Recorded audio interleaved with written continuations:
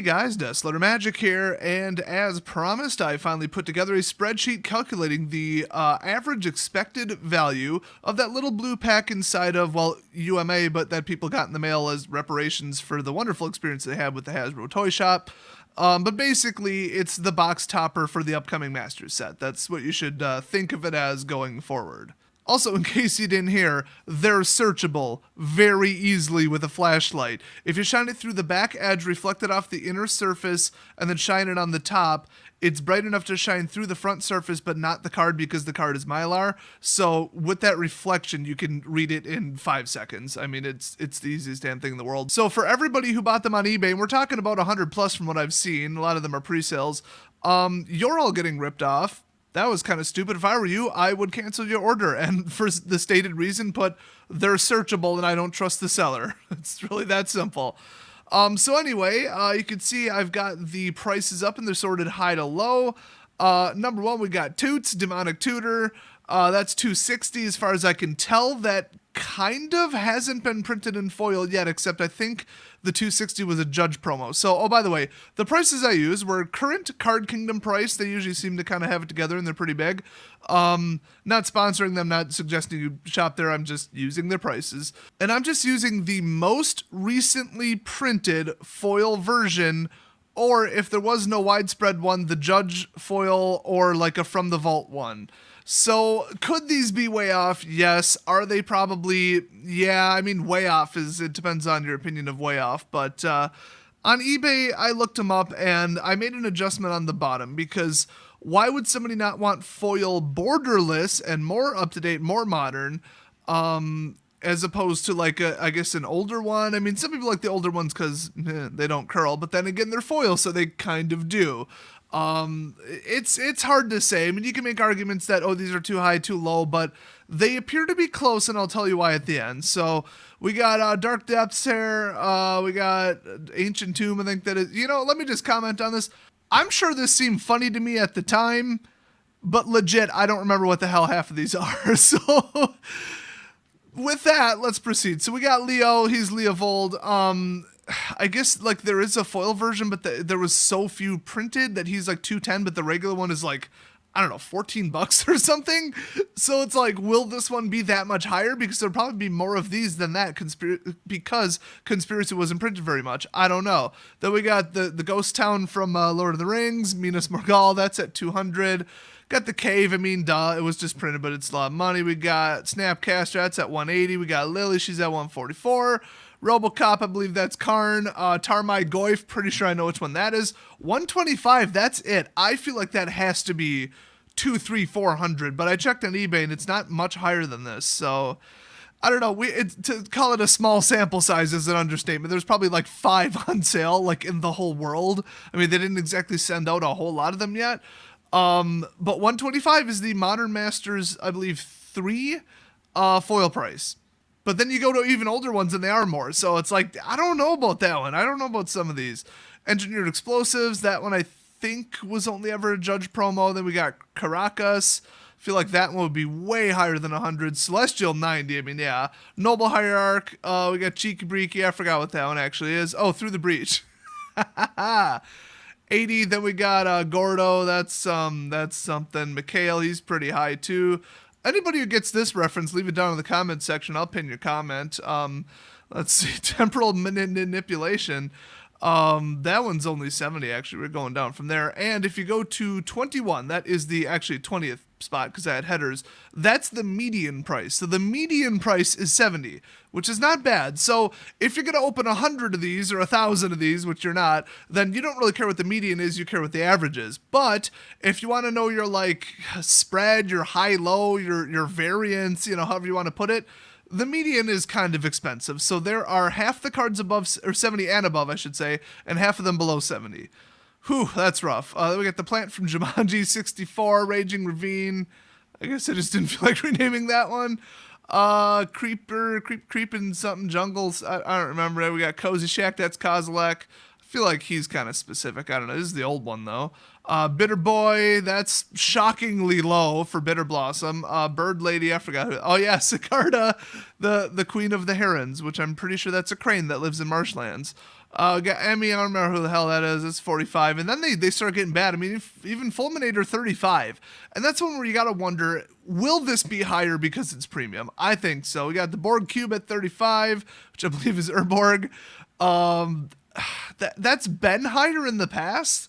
So it's like, if anything was going to be higher, it'd be that one. Then we got Hula Hula Mog. He's only 35 because he's not as good as Kozilek. Robocop 2, which I believe is Platinum Empyrean. Hurricane Maro.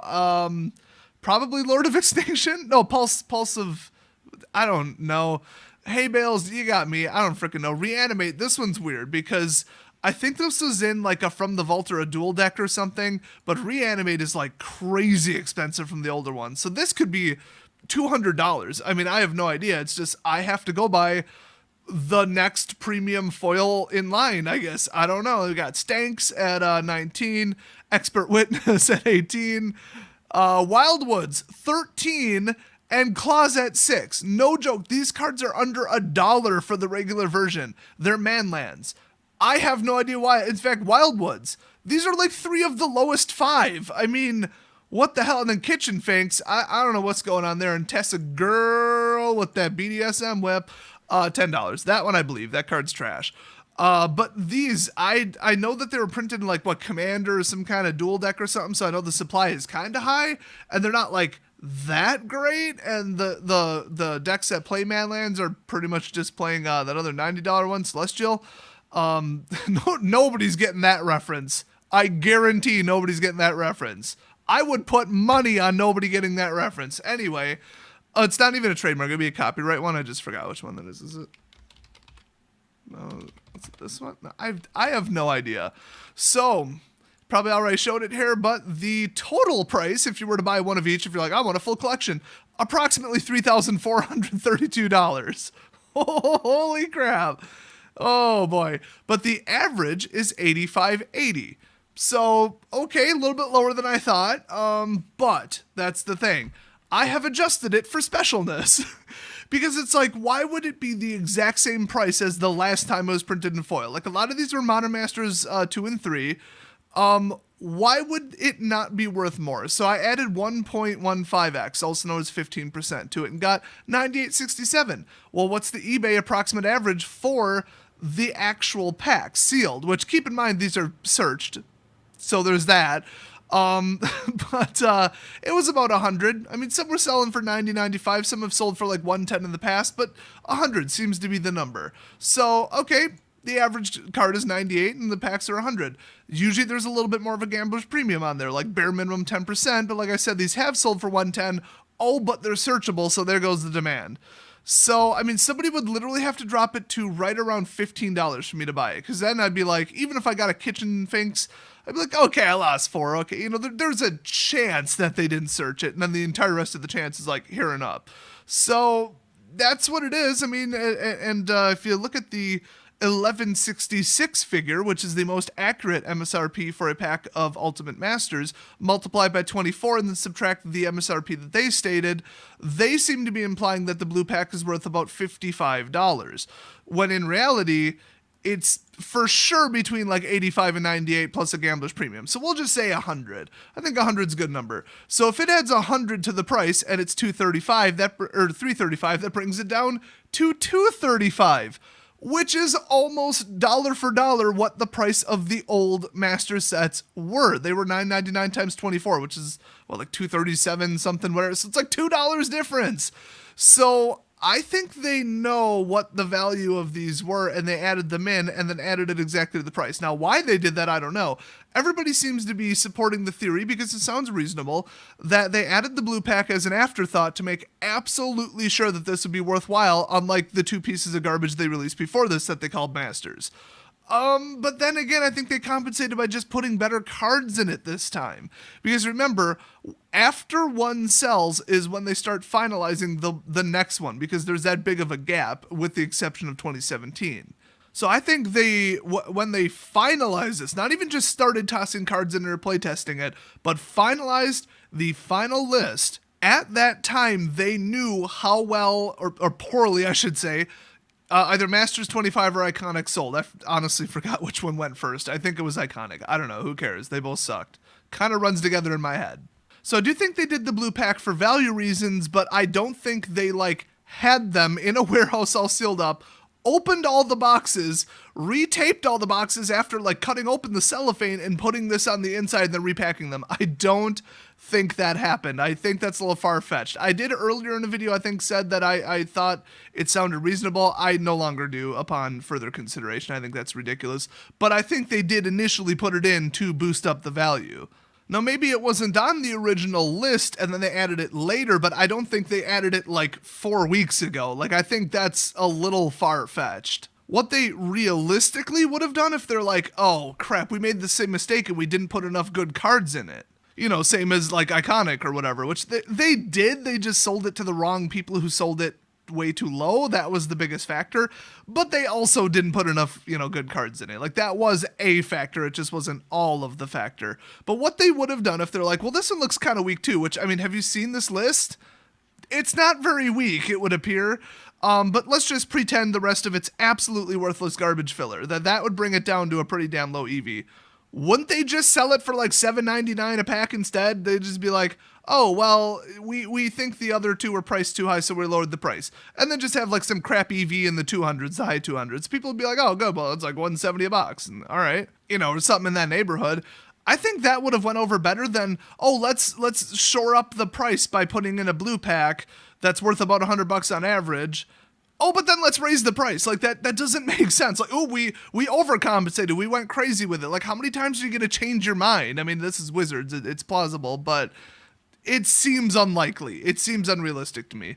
But anyway, that's the theory about why this exists. But if you're wondering, it's worth about $100. So just if you see your local gaming store selling it for less than that, maybe buy it. But remember, if they have a flashlight, they can search it, which is a problem. In fact, if the store owner's like, no, we're going to be on the up and up. Well, who says the store employees aren't going to search it? And they call up their friend and be like, hey, come in and buy one of these. There's a $200 card in it. And we're only charging, 90 cash for them plus tax.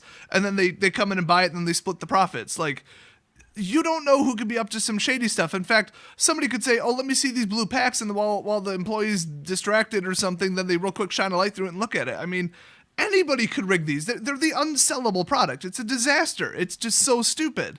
So the only real way to buy these is with a box. And I think Wizards kind of knew what they were doing there. It might have been on purpose.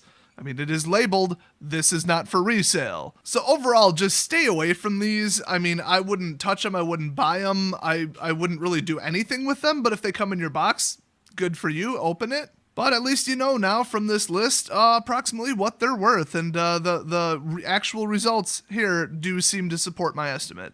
So thanks for watching, everybody, and I'll see you next video.